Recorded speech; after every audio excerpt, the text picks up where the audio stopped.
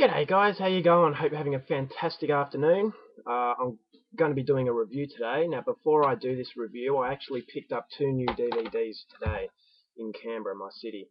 So I'll be sharing these with you. The first one is Old Boy. Believe it or not, I haven't actually seen Old Boy yet, so I'm very, very happy to have this one.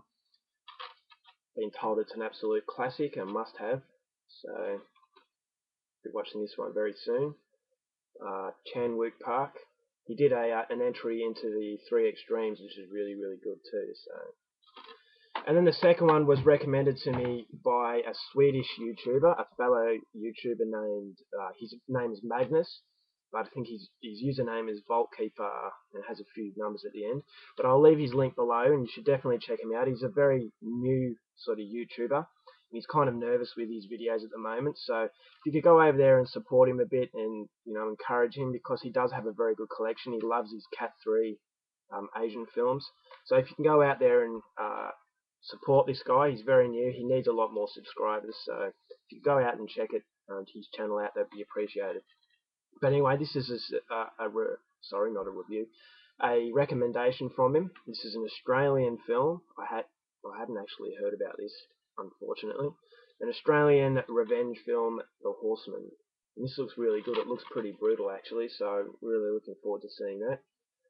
A group of thugs rape this guy's daughter, so this guy sets out to brutally kill this gang. So really looking forward to that one. Now, onto this review. Now this one is a very difficult film to review, but I'm going to try my best. This is a film made in Argentina, directed by Juan Jose Campanella, made in 2009, and this is The Secret in Their Eyes. Argentinian release. I actually had this in my birthday update. I watched it, and it actually surprised me. The story is about a retired legal counsellor who's writing a novel to hope to find closure for one of his past unresolved homicide cases, and his love for his superior, both of which still haunt him decades later. So this guy named Esposito, the guy on the front there with the beard, he is this legal counsellor. He's investigating this brutal rape murder of this beautiful young woman, and his superior, which is that lovely young lady on the front there, this guy kind of develops a love attraction towards this woman, and for 25 years he hadn't had the courage to come out and tell about his true sort of feelings. So that's your basic story. Now this film really reminded me of the film Zodiac. Now I didn't mind Zodiac.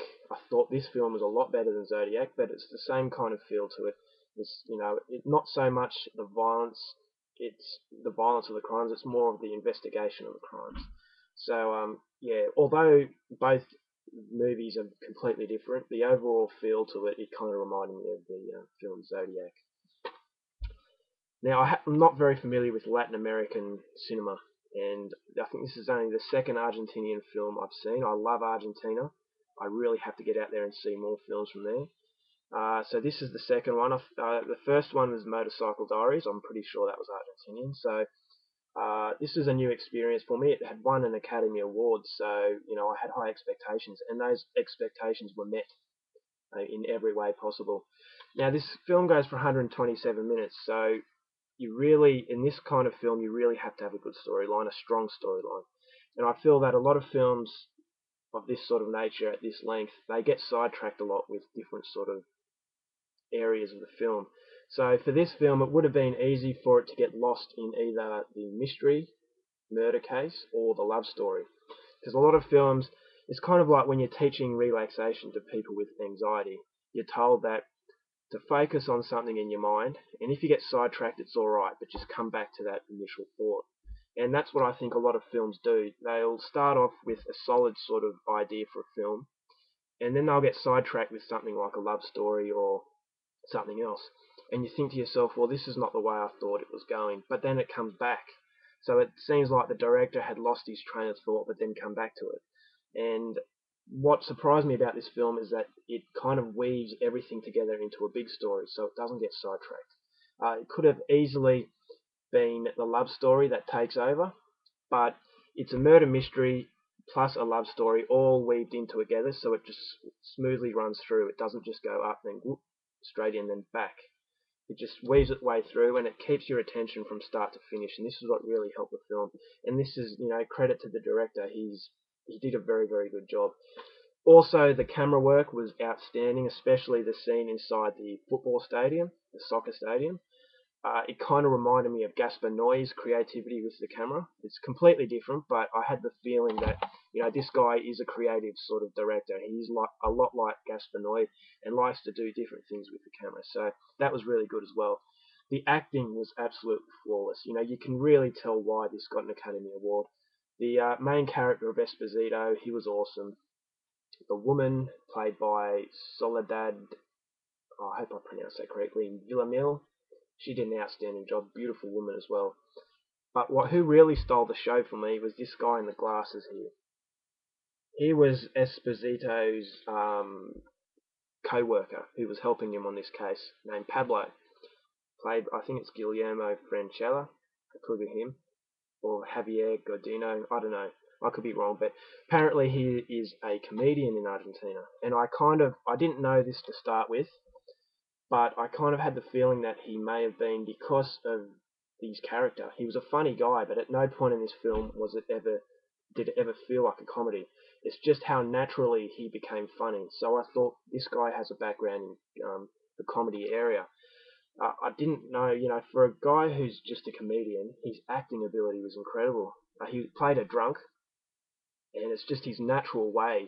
Just found it quite funny. It's not laugh out loud funny, but the film is very tense overall. So this character here, he will really give you sort of some relief. So by the end of the film, you're not exhausted, although the overall tone to this film is very intense. It's a very sort of depressing sort of story. But the guy in the glasses, he kind of brings sort of some sort of relief. So, you don't go insane with, depressing feelings, or because this guy, he just lightened up a bit. And at no point is it a comedy, so I thought that was a superb effort. I don't have don't have any negative feedback for this one. As I said, the story never let up. It just kept on going and going, and neither the love story or the murder mystery took center stage. It just blended in superbly.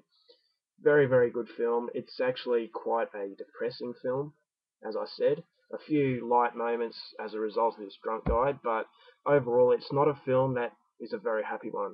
This woman who got brutally murdered and raped, she's a beautiful woman, and throughout the whole film, this guy who's the husband never remarried, and it's just very, very depressing how he reacted to this brutal crime.